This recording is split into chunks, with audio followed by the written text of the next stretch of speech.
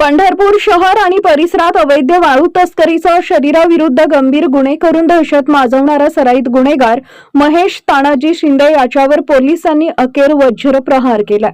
जामीन मिळाल्यानंतरही पुन्हा गुन्हेगारी कृत्य करणाऱ्या या वाळू तस्करी विरोधात पंढरपूर शहर पोलिसांनी थेट एमपीडीए कायद्याअंतर्गत कारवाईचा बडगा उगारलाय।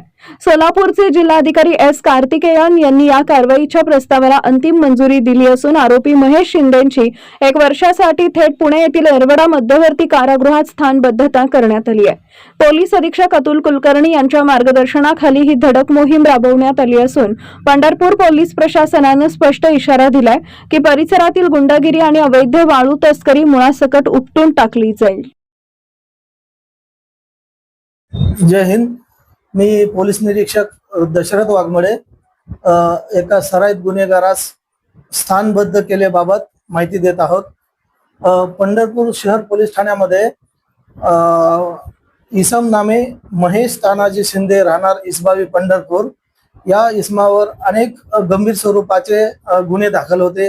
हा सराईत वाळू चोर असून याच्यावरती जबरी चोरीचे गुन्हे, जबर दुखापत पोहोचवणे यासारखे गंभीर स्वरूपाचे गुन्हे दाखल असल्याने त्याच्यावरती स्थानबद्धतेचा प्रस्ताव तयार करून आम्ही मंजुरीकरिता माननीय पोलीस अधीक्षक सोलापूर ग्रामीण यांच्याकडे पाठवला होता।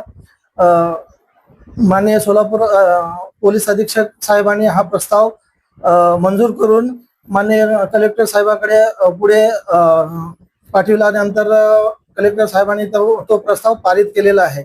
तरी सदर इसम महेश तानाजी शिंदे राहणार इसबावी यास ताब्यात घेऊन येरवडा कारागृहामध्ये त्याची रवानगी करत आहोत। याच प्रकारे आणखी असे सराईत गुन्हेगार ज्यांच्या वर्तनात अद्याप सुधारणा झाली नाही त्यांच्यावरती अशाच प्रकारची कडक कारवाई करण्याचे प्रस्तावित ठेवले आहे। सदर स्थानबद्धतेची कारवाई कामी पोलीस स्टेशन पंढरपूर शहरचे पोलीस हवालदार सचिन इंगळे, एएसआय ढवणे, त्यानंतर स्थानिक गुन्हे शाखा येथील अनिश शेख या सर्वांचे सहकार्य लाभले। सदर स्थानबद्धतेचा आदेश पारित करण्याकामी माननीय उपविभागीय पोलीस अधिकारी श्री डगळे सर, त्यानंतर ॲडिशनल एसपी विजय कवाडे सर, तसेच पोलीस अधीक्षक अतुल कुलकर्णी सर यांनी मोलाचे मार्गदर्शन केले। धन्यवाद। ताज्या घडामोडी जाणून घेण्यासाठी शिवशाही न्यूज यूट्यूब चॅनलला सबस्क्राईब करा। आपण हा व्हिडिओ फेसबुकवर पाहत असाल तर फेसबुक पेज फॉलो करा आणि शिवशाही न्यूज.com या आपल्या वेबसाईटलाही भेट द्या।